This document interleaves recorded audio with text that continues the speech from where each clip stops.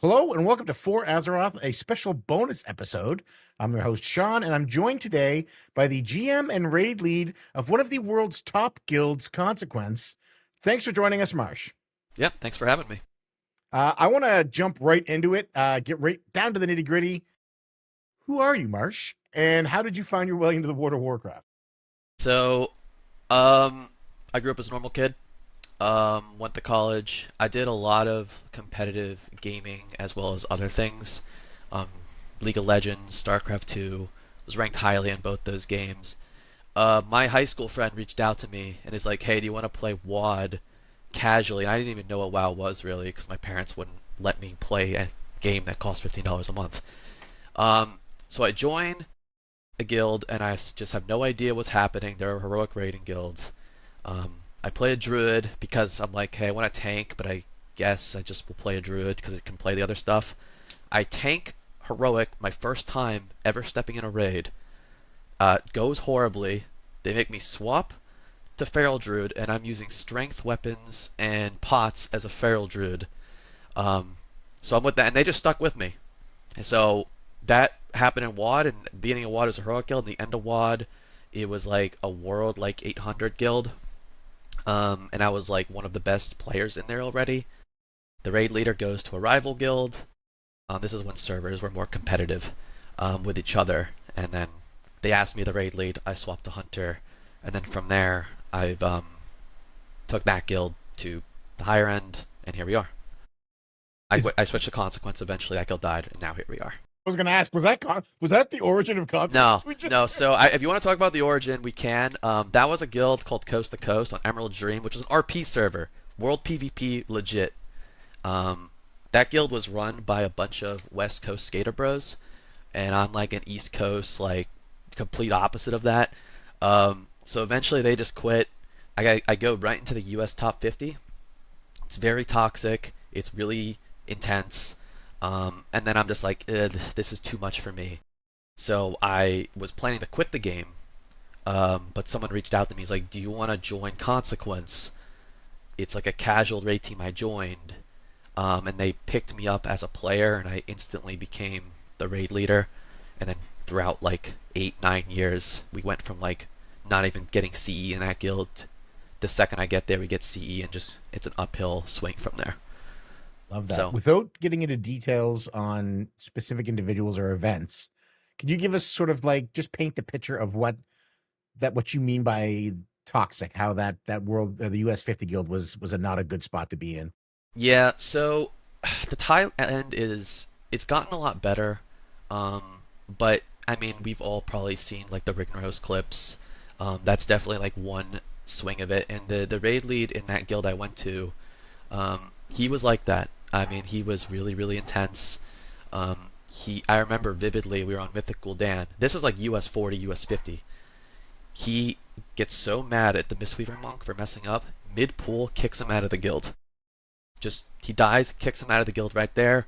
Asked of Druid to go healing, and then we just bring in someone else. And I'm just like, this is crazy. Um, and I kind of like took that experience, and I'm like, I'm not going to be like that because that just was craziness. And I just took that. I'm intense in some ways, but I will never do anything like that. And I've really taken that to heart. That one experience completely shaped how I am in this game. I love that. You instantly knew right away, hey, this isn't right. This doesn't feel good. This is a game. And I'm not going to do that. So you joined Consequence. You became the raid leader. How does that happen? So you joined. Were they just like, oh, you're Marsh? Yeah, so when my old guild died, my original guild, some of them joined Consequence. Um, and they just needed a raid leader really badly. I wanted to raid lead. That's one of the reasons why I left that US 50 guild, because I wanted more power to impact after that experience. So they picked me up, and I literally told them, like, I'm just going to take this thing and run with it. And there's a lot of struggles. We can talk about the struggles of growing a guild. I think it's very interesting. But they just wanted me as a raid lead. And I'm like, you know what? Instead of building my own guild from scratch, which, I mean, is miserable, this guild at least was like borderline cutting edge, and I could just take it. I already had some pieces to it. And there was an X method player in there who joined with me. Bajar Tour. maybe that'll ring a bell from old method like Castle Nathria. He joined with me. I knew him very well, and we got that guild. We got Consequences for CE in Gul'dan together. I love that. So you get was it your first CE and Consequences first CE? I got CE in my original guild on Archimond, Okay, and okay. then I got CE in God the first tier of at the expansion after Legion, Emerald Nightmare. Um, I took my original guild to like US 120-ish, and then it died, and then I joined that US 50 guild for Nighthold. Okay, okay, okay. So you had success very early on, um, except your first foray as tank. But Yeah. outside of that, yeah. So when you join Consequence, you become the raid leader. You already have an idea in your mind of what leadership looks like, based on what doesn't work. It's at that time, like WoW was still very much focused on that sort of loud, angry, toxic leadership style in the higher levels. Did you know that shifting away from that and using a more human focused leadership style would work? Um, I didn't really like foresee like long term in terms of like where the guild would end up at that time, but like I'm personally like a big believer in if people are happy, they're gonna play better.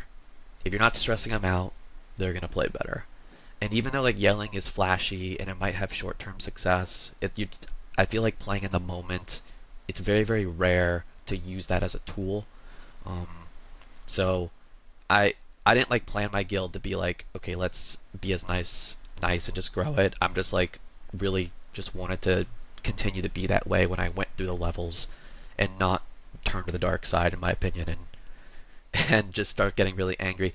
There are some clips of me early on in my old Consequence. I think they're long gone where I was raging a little bit, but I had to really like step away and stop doing that. And I'm glad those clips are dead. Nothing crazy, but completely different than what you'd see now if you watch one of our streams. Right. Well, I do watch a lot of your streams. It's either through your tank tactics or your hunter banchers. We get a lot of consequence in this house. So and we like what we see. How long did it take for you to see the results of that style of leadership change? And did you get any pushback? Were there any players who were like, "No, man, this isn't going to work. You're too nice. You got to come. You got to be mean." Oh yeah. Oh yeah. Oh yeah. You know, sometimes, especially when you're playing with a bunch of dudes on the internet, they want you to be confrontational. And I mean, I can be confrontational, I can be mean. And sometimes, to their defense, I wasn't confrontational enough, giving people too many chances, working with them. But, but yeah, no, I 100% agree. Now, did those people weed themselves out from the guild, or Um, did you convert them, or did you so, have to oh remove God, them? if we're going through the stages of the guild growth, you want to just go through that and how and how Yeah, things grew? yeah. Okay, so I learned a lot GMing because you deal with so many different types of personalities. I mean, it is vast. Um, so I joined Consequence as the raid lead. I wasn't even the GM.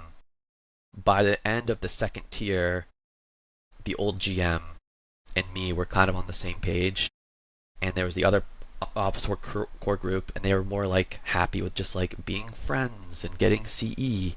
And me and the GM were like, let's push the guild a little harder. And it was a huge clash about that. And we just decided to kick them out of the guild basically and move on from them right after Tombs of Sargeras. And after Tombs of Sargeras, we improved a lot. And this is like when Hall of Fame, like Argus tier happened, and then Hall of Fame I think happened in BFA. And we kind of got hard stuck at like US 120 for like 2 tiers. And again, the guild's a little more intense now. We have more players in there who are providing like pushback. You'll start getting things like this player isn't good enough, or why do I have to play with him, or you're not being serious if you take this person. These are real conversations and communications that people have with you, even to this day. Um, so at the US 120 level, the issue became the guildmaster. Mm. So the guildmaster was a player that a lot of raiders reached out to me and said this guy is like weaker player. He was very good about sitting out of the raid, but he kind of wanted to play, and I didn't blame him for that.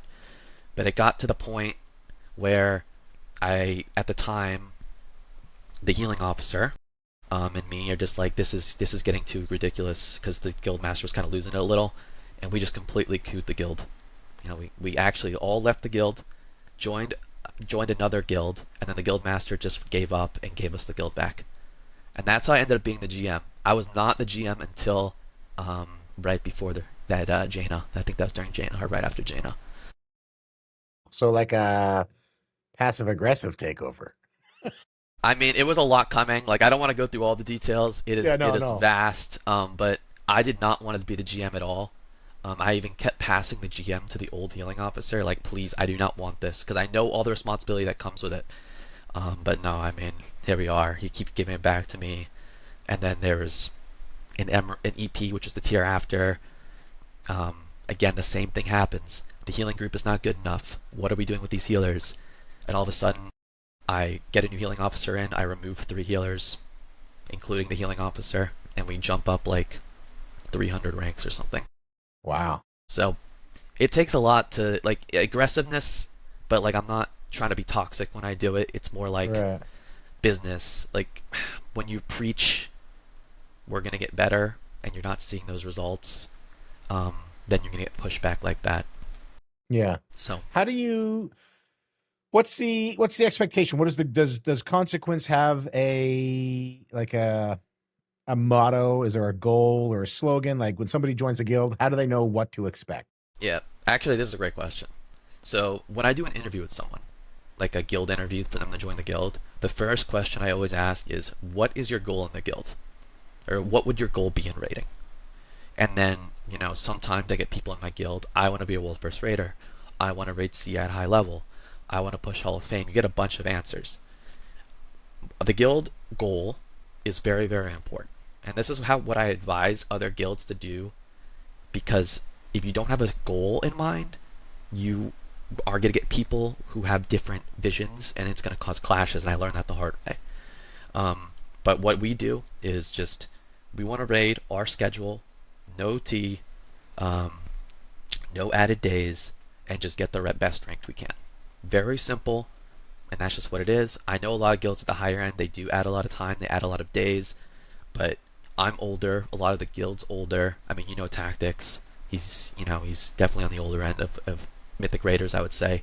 And it's just a set schedule, so all these old dads basically can just raid together and still perform at a high level. And that's the goal of the guild. I like that. Are people playing for their spot every tier? How do you go about assessing when you need to recruit a replacement player, and how does that recruiting process look? Man. In short, recruitment never ends. Okay. Literally. I am recruiting almost daily. Um, the way I kind of do it is I target classes, obviously. Like if you need a certain class, you will look for that. But at the end of the day, you want the best players in your guild and then just kind of figure it out later.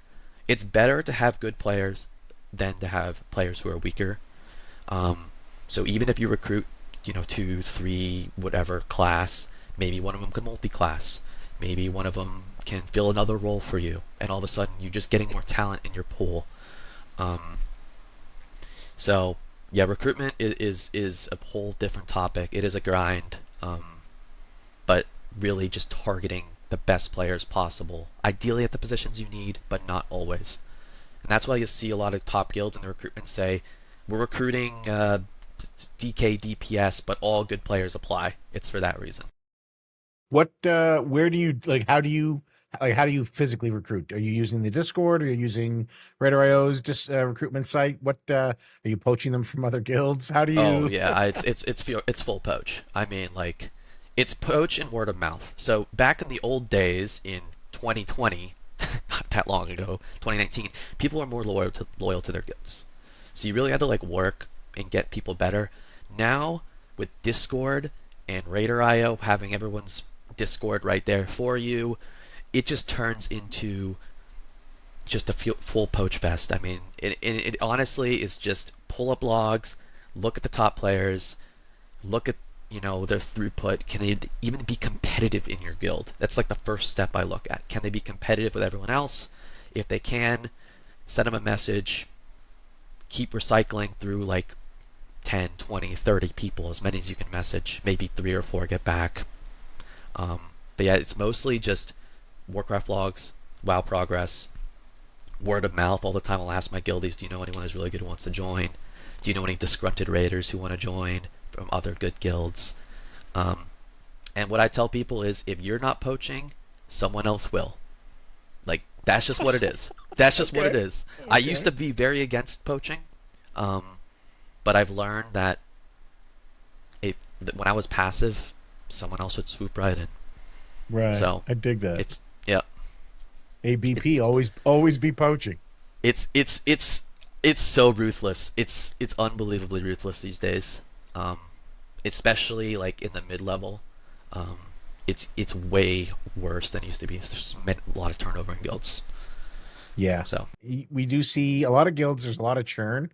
And I feel like maybe it's just anecdotal, but it feels like more guilds collapse these days than they used to in the past. Like, I feel like guilds are spinning up and disintegrating at a rapider pace, or a more rapid pace now.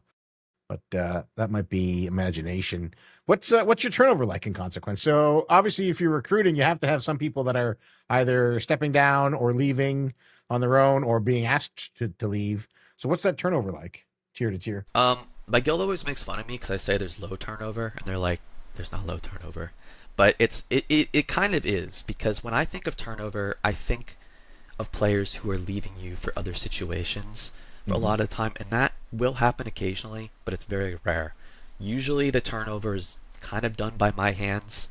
Um, you get a better player in there, and they kind of just like lose their step in the guild, um, and then they end up usually just quitting the game or just doing Mythic Plus or something like that. Um, but the other thing is, like, if people quit. I mean, WoW players we're old, man. We're old. Like, and eventually people just come to that point where it's not worth the time for them, um, and they don't want to go backwards in raid progression because they don't want to go back in a situation where they feel really stressed out all the time when the raid is like super clean a lot of the time for them, and they just end up quitting the game. Right. But the turnover is not crazy. I mean, it is like, I think at the end of this last year, I think we lost like 2 or 3 players maybe. Nothing, Okay. nothing crazy. Yeah. What size roster do you normally run? Yeah. So another great question. There's a few answers to that. 2 answers. Normally, between expansions and between raid tiers, I treat very differently. Between expansions, there's a lot of time, and what ends up happening is people are okay with farm. The expansion's coming up, and they're like, you know what? I don't want to play anymore. And I always tell my other officers, one or two of those people, it's just gonna happen, like guaranteed. So I recruit up to about 28 people between expansions. Between raids, people are usually more locked in or in hone if they want to keep playing the game. There I go about 26. Um, so give myself like a 2 player buffer to equate for like 2 people are probably just gonna like randomly quit before the expansion comes out. Yeah. Okay. Let's pretend I'm on your raid team and you have to cut me. How does that conversation go? How do you? That's a crazy question. Oh man. Um. So this is okay. Are you an angry raider or a chill raider? I'm pretty chill. I am pretty Okay. chill. Yeah. So if you're a chill raider, good players usually know when they're not doing well. So you can bring them in and you can be like, look, man, like, the relogs, like, the skill of the other people in the guild. Um, you're just not up the snuff, and we're gonna give this other guy a shot. Um, you know, you can stick around, you can get CE, you can get the mount, but I think we're just gonna move in a different direction. And usually the chill raiders like, yeah, I agree. Like, I'm just not playing well. Um, if you're an angry raider, that's a whole different conversation. So if we can go down that route if you want, but Yeah, I want to hear usually the it's angry raider. I think I know the listeners want to hear the angry the raider. angry raider. Oh man. So the angry raider is usually someone who has a big ego and thinks even though they might know they don't deserve to be there, they kind of feel entitled to be there. Um, it just involves a lot of them probably yelling at you. Um, Okay, all right. yeah, like they'll be like, you've never been on my side. You like you didn't give me opportunities, and then you just gotta like stay calm and just be like, here's the evidence. Here are some other raiders who have said similar things about you. And eventually, after many, many minutes to hours, they will calm down and then they'll be okay with it. But you do, I've been yelled at by raiders. I've let go quite a few times, and I feel like other GMs can probably relate to that. It's really just people who love WoW and they have a big ego and they can't wrap. It's like a shock to them. It's truly a shock, and they just react that way. Yeah, I dig that. That's good. I like that. Just a lot of remaining calm. Just like Yeah, I you gotta just listen. You're not chill right now, so I gotta be chill while we do this. What kind of stuff do you analyze when you're getting ready to make your decisions on the tier? Like, okay, who's gonna stay, who's gonna go? What are you looking at? It's all. I mean, all right. yeah. You just tell me. Yeah, yeah, yeah. Tell me. So there's different layers to this, and we can kind of go through them. So Race to World first, they're gonna want a comp stack, right? Like that. I think you've casted the Race to World first. For my level of guild, the way I kind of handle it is, you know, we PTR test and we kind of have an idea what's good, and the goal is like, okay, we want this quote unquote core to be in on the end boss, Banchers, whatever, right? Like those types, as more of those types of players in on the end boss and put them in positions to be in that end boss, right?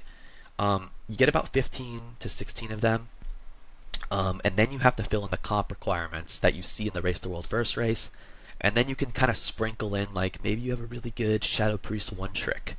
Like if you look at like our Fire Act kill, it's like very meta, and then randomly a Resto Shaman and a Shadow Priest.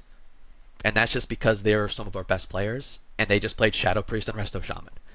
So kind of like filling out the basic comp requirements, getting the players you want in on the end boss in positions that they have a high chance of doing that, and then sprinkling in your one tricks, and raid, a shot caller, a marker, like things like that, also matter. Um, so that's how we do it. I like that. I like that. So we heard a lot about the leadership of the guild and running a guild and those aspects. How does that translate directly to numbers? Because we're going to transition into talking about the raid prep and stuff like that. But how has that transitioned into numbers? Like, where are you guys at right now for world rank? We're about World 50-ish to 55. What's crazy is I never really look at that stuff, like very rarely. And this kind of goes back to an old question, or an old answer we did like 10 minutes ago or something, about the guild goals. We just want to do the best we can. So you want to talk about like the prep and how we get the World 50? Sorry. Yeah, let's talk about that. Before we do, though, I think you're lowballing yourself here. You're underselling. This previous tier, Maniforge Omega Consequence, did have a world first kill. Yeah, that's true. And we probably would have had two if we went to the other boss. Yeah, I heard. Yeah. And one of my good friends, is also a guild on Storm Rage, and they just went to the other boss and killed it. But yeah, Let's no, talk about raid prep. How do you? Congratulations, by the way. Oh, thank you. Teased tactics to no end. Yeah, calling deserved, war honestly, for a while. So raid prep is kind of crazy. I'm not gonna lie, because we as a guild do way less splits than basically any other guild at our level. So we're in Mythic kind of really early, and you've probably noticed that from talking to tactics. Raid prep starts when when the dungeon journal comes out. I mean, there's an officer core. Then we can talk about how like officers work at one point. That's very interesting in itself. But I kind of delegate tasks for the officer core to focus in on certain bosses and things like that, so we can prepare for raid testing. I think they're having raid testing in 3 weeks. The second we get the dungeon journal, I'm going to be putting things in Excel sheet. One of the other co-officers and guy helps me out a lot. He's going to start putting together raid plans. We're going to have meetings almost daily. We PTR test. I have a full-time job, so I can only do it whenever I can, which is pretty rarely. But if we have people in there who PTR test and probably see tactics do that, and it's a lot. It's a lot. Tracking of abilities change, updating your strategy, talking to tanks. How do you want to tank the boss? How do you want to do this test? And eventually, then you as a normal raider would see a tactics guide appear 2 weeks before the raid comes out. But it's all because of like us being on PTR day one, writing all the abilities down, tracking their changes, making strategies, and it's just a constant cycle of that.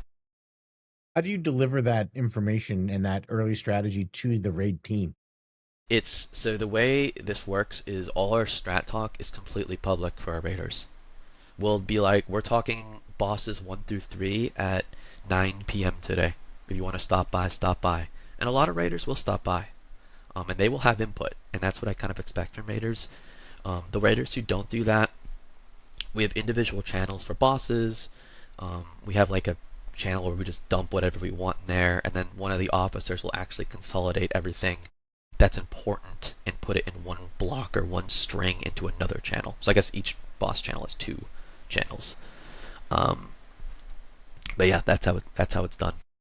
Do you break down separate channels or separate discussions for the healers and the DPS, or is everything amalgamated into one? Um, Healers, so the boss strat stuff is all on one channel, um, but I kind of oversee everything.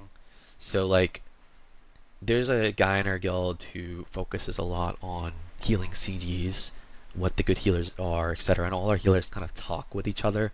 And I literally just tell them like, just tell me what's good and where you want your cooldowns.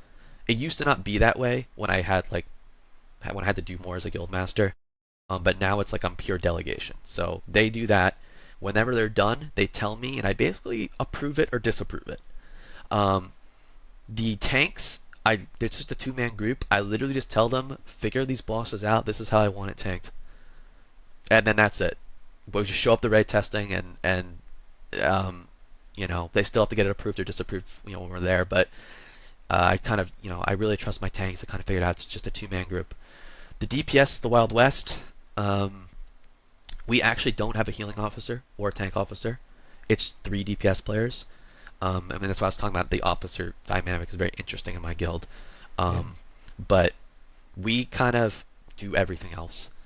I got one guy doing, like, for me, I do like some of the easier bosses, the early bosses, the early mythic bosses. I do a lot of the raid plans, strat stuff. My other like co-lead, he's got a lot more time than me. He's doing a lot of like more complicated bosses, more complicated raid plans. If you've ever like used one of our raid plans, he's making it, Okay. not me. And then Banchers, I literally just give the hardest boss to, and I'm like, you figure out the strategy. So like this past year, Nexus King, um, Right.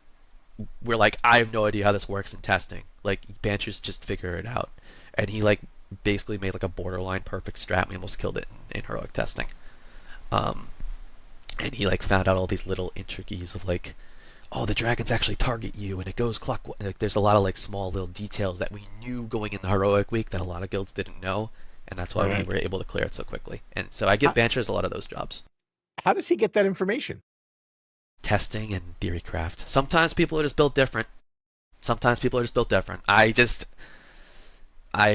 I like I'm the master delegator. I do bring some strengths, but leaning on your good players is like something that I do a lot, and I try to give them power because they're smarter than me. I'm I not. like that. Yep. That's an So interesting officer dynamic. Why did you come down on no healing officer and settle on, on just 3 DPS? Because so normally yeah, that's crazy. yeah. So let's talk about. We can go back in the guild history a little. So there used to be healing officer. This is like when the guild was like basically getting Hall of Fame or right before Hall of Fame. There was a healing officer in the guild. He was very, very good, by the way. Like, he was insane. He ended up quitting.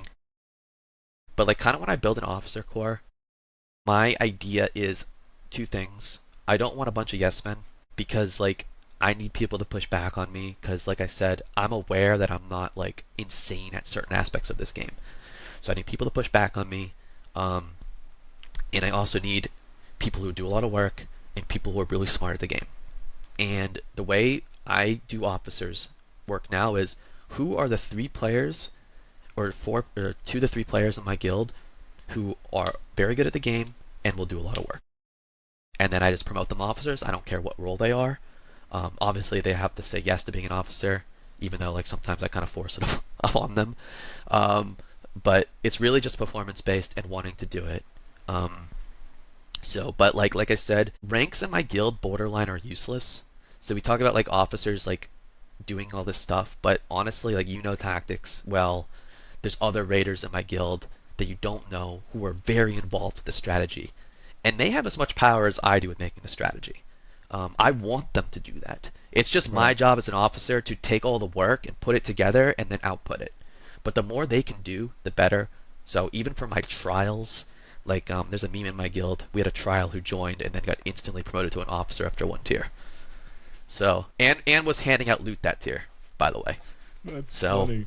um, yeah, I got people doing loot. I got people like, and I oversee everything, but trying to like pinpoint like, you know, I'm just overseeing and mostly doing HR work and recruitment is like my key thing. But yeah, very all performance based. I love that. How we talked about poaching. How do you keep those best players from getting poached? Like what's stopping, world rank 25 or world rank 10 team coming and saying, "Hey, Banchers, we heard you're really good at this game." So some people might disagree with me with this, but this kind of goes back to there's a few factors that go into this. One, you're never going to escape poaching. I've had players go on to instant dollars. I've had players who go on to pop their corn dog.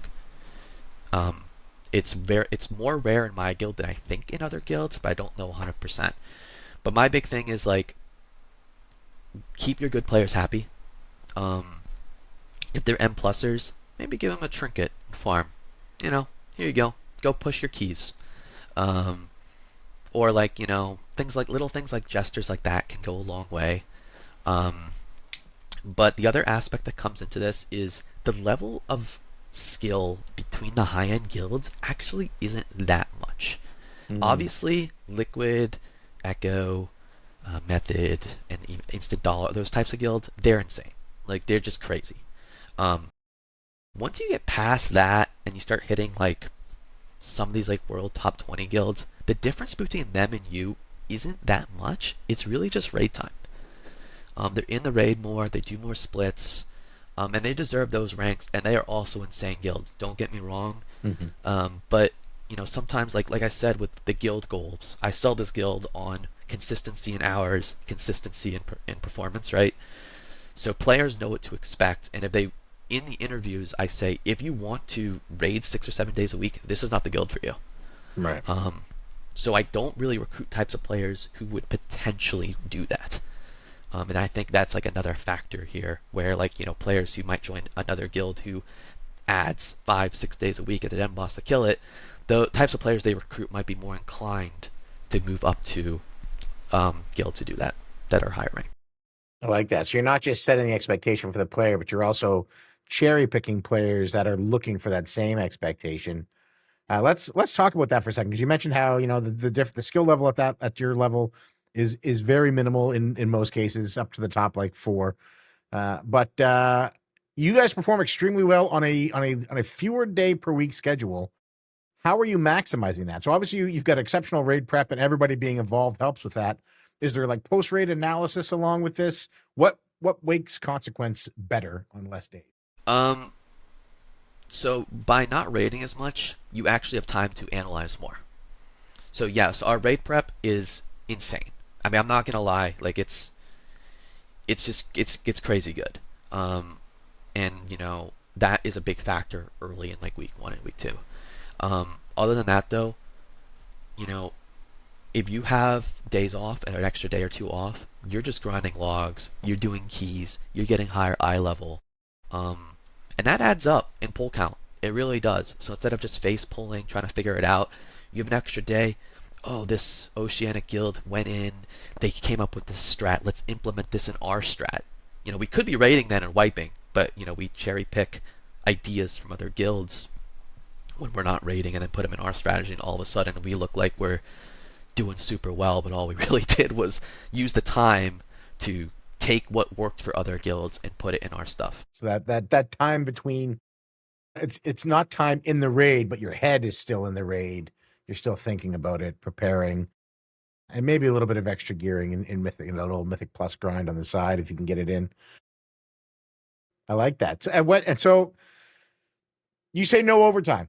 I got like no overtime. Like you're no overtime. What if you're like 2% wipe and Okay. you've got another day before Reese? Like no overtime. The only time I will ever do an overtime day is if like something absolutely crazy happens. Like it's week 1 or tank's out, or like someone's going on a 3-week vacation and we have the boss at like 10%.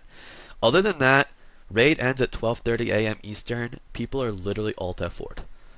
We do not pull the boss past 12:30. And there's always a meme in the guild. We killed Mythic Tindril by pulling the boss at 12:31. And people in this guild to this day say we overtimed because it was 12:31. And it's kind of a meme in a guild now where like sometimes they'll be like, "Oh, it just turned 12:30, let's get a pull in." I swear people's brains turn off. Like it's just like a thing of this guild. They just wipe in P1 and I'm like, "All right, that's it."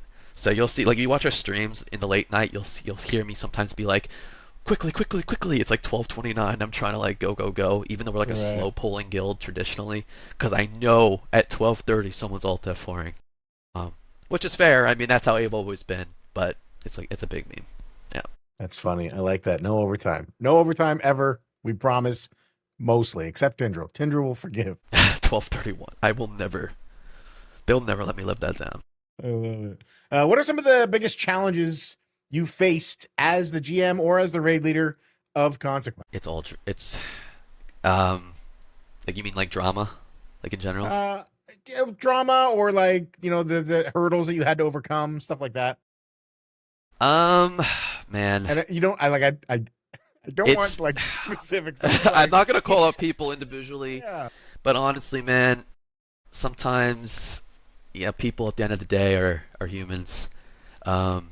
They sometimes you run into people who just are a little malicious in nature. I can pull out some examples. For example, this is a Nihilotha. This is old Consequence. My Warlock on Tuesday.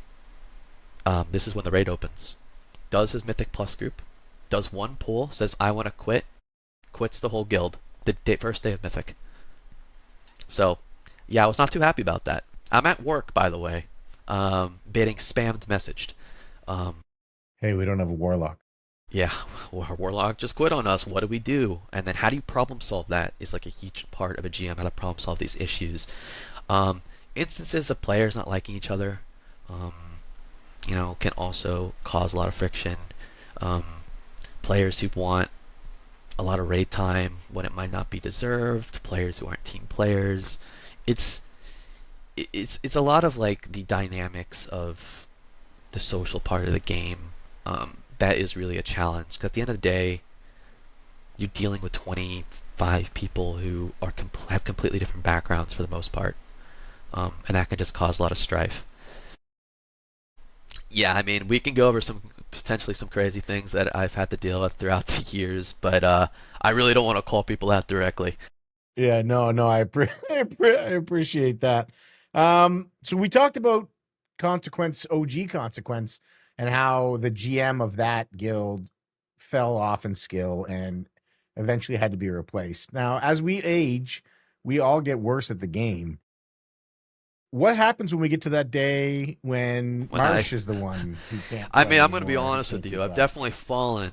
When we do like player evaluations, I'm very legit about it. Like sometimes I consult my super insane players and I'm like, help me like distinguish who's better than who. Yeah, I'm in like the bottom half for sure, but I'm very open about it. I'm not going around saying I'm the best. If my guild wants to replace me, I will just hand the guild over. Like I do not want to be the stopping point. I didn't even want to be GM to begin with, and I don't want to stop the progression of the guild. It just happens to be like I've managed to stay good enough to not be in that position yet. But if I was to be in that position, I would definitely not hold 25 other people back to accomplish the goals they want to play. So, would you ever shift into a full-time solely 21st position? That's been talked about a lot, actually, and we've tried it. Um, I've never completely sat out a tier, but there are a lot of bosses where I will 21st man. Um, I'm kind of on the fence about it, not because I don't want to, but because I feel like when the GM plays, they're just more invested. You know, like when I'm in, I gotta be doing my keys. I gotta know these fights inside and out. Um, Even if I know I'm going to be in on the next boss, I need to stay locked in, right? Um, but in terms of like, would I ever 21st man full time? The answer would probably be yes. Um, but there are some like pros and cons to it. Um, and like kind of our rule of our guild is like one of like, you know, two or three players have to be in at all times, no matter what, just to do like fixing problems in the raid, Hmm. organizing people to stand in the right spots, markers, pings. That's a lot of that's like a skill set that people aren't used to doing, and raid leaders and other types of people who've been raid leaders are used to doing. Yeah. So So it's on the table. If I'm really bad, he says. That's where yeah, that's where we're at. Yeah. yeah, If I fall into that bottom quarter. yeah. If I ever feel like I'm completely holding back the team, like I can use an example. In the end of Shadowlands, I was playing terribly, like horrendous, for multiple reasons. Like IRL, like IRL things are going on. I don't play the first two end bosses of Dragonflight because I'm just not good enough right now. By the time we got to Murdercell, I kind of got it together as a player again, and we played that. I played that boss, and that was our best ranking to that date Nice. in Murdercell. Yeah. Really upset you didn't say I got my groove back. We can edit it in though. Marsh Marsh got his groove back. I love it. What are so? Let's say that there's a GM or a raid leader who's listening to this. They want to take their guild up to the next level from wherever they're at. They want to improve to the next level. What are some tips that you would have for them? Some pitfalls, some things to avoid. How do they do that? Yeah. So the first thing you got to do is you need an officer group that you can rely on. Don't get trapped into a situation where the officer is cosmetic. Like even if they're your friend, um, even if they started the guild with you, you're gonna need as much help as humanly possible. Um, and make sure you set guild goals for yourself, and don't make them too egregious. You know, my guild goal was always just get better every tier. It's very simple, but we did do that. Um, but to do that takes a lot of hardship, takes a lot of hard decisions. Getting rid of players that are your friends, getting rid of players that start the guild with you, getting rid of players that might not ever talk to you again. These are all factors that you need to consider if you want to get better. But like I said, getting the right group of people around you and not being afraid to replace that group of players if they aren't helping you enough improve the guild, and making that expectation that that's on the table. I think a lot of people, they would promote their officer corps and they'd be like, all right, you're an officer now for life. Now this is something that needs to be worked on over years. And I've had officers in my guild who just been demoted to raiders, and they're just fine. Like, I can't do the work anymore. Okay, down the raider, next guy up. Next. So don't be afraid to do that. I like that. I always like. I'm a big NFL fan, and I always like the idea that every season, at the start of the season, the team votes who the captains are. Um, but I feel like in Warcraft that could quickly turn into a popularity contest, and not necessarily who the um, best options are. yeah, voting. I don't think if voting would go the right way. But usually people gravitate to people who are more locked in and playing well, Yeah, naturally. I dig that. Marsh, is there anything we haven't covered that you are like desperate to get out there into the world to let people know? Um, I don't think so. I think you asked me a lot of really, really good questions. Um, Not too much. No, I think I'm good. All right, I'm going to end on one last question then. How many world first kills will Consequence have in the first tier of Midnight? Look, I'm going to hold you to this. We're going to do an over under. Whatever you I say, I'm putting 0.5 on it. I always said the triple raid thing makes it so weird. I just I just don't know. I'm gonna say all of midnight, probably one, and that's just because the first tier is if there's a heroic week, that severely nerfs us for getting Yeah. world first. This, all those guilds do a bunch of splits and we don't. Later in the expansion, like you saw this expansion, we're done with our splits on the second day. We only do one. We don't even do one full split. I think splits are overrated, by the way. We can talk about that if you want. But Yeah, let's hit that before we answer the midnight question. But then let's hit that because that is a hot take. yeah, I think it's very worth if you're a world first raider. I think it's very not worth if you're not a world first raider. What are you getting out of 2 eye levels if you can't mechanically kill the boss?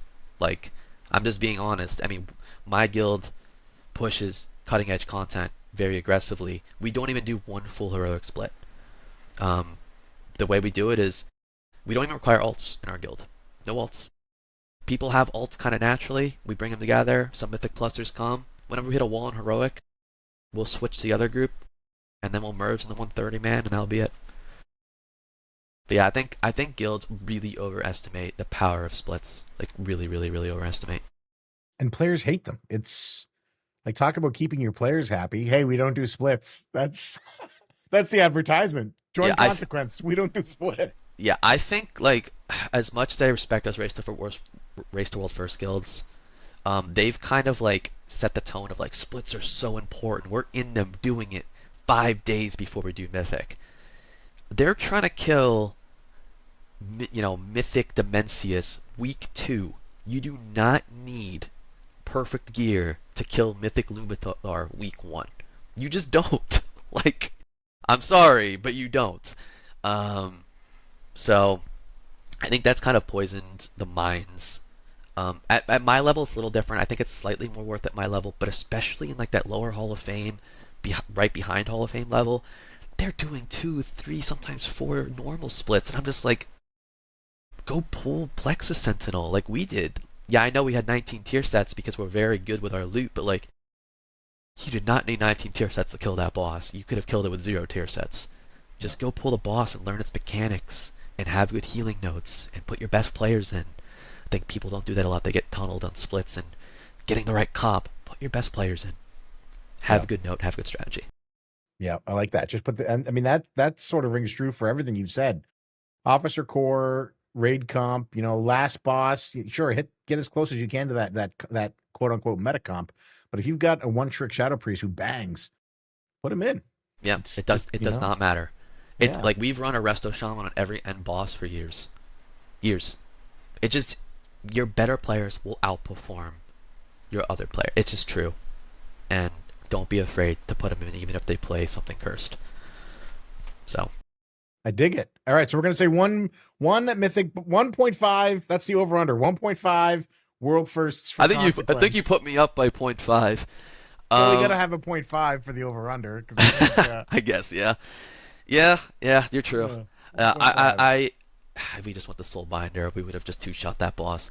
What's crazy is my friend messaged me. That guild who got raised to world first, I talk to almost daily. They're like, we're going the Soul Binder now, and I'm like, all right, there's no way. And then they like 3-shot it, and when they're killing it, we're walking up the Soul Binder because I'm like, oh my god, this boss is free. Let's just run over there. And I think we 1-shot it. Or 2-shot. It was very, very easy compared to Luthor. Yeah, should have just gone there. Luthor was a trap. None of us saw it coming. Nobody saw that coming. No, that was our strat was good for it too, but man, oh man, that was rough.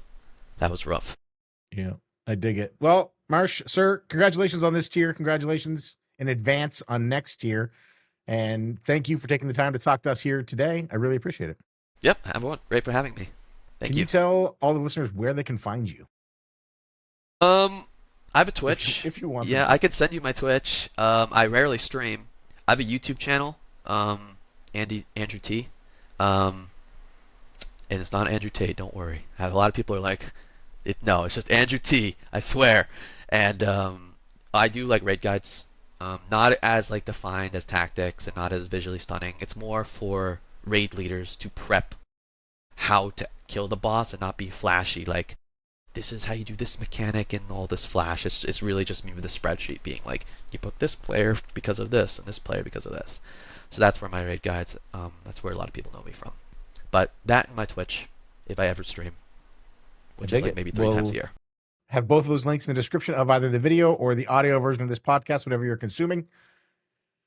And listeners, thank you for spending the time with us today. Really appreciate it. Hopefully you got some good tips. I know I definitely did. And maybe we'll touch back in with Marsh after the first tier of Midnight and see where his head's at, see how he feels about the changes to the gameplay at that point. But for now, may all your hits be crits.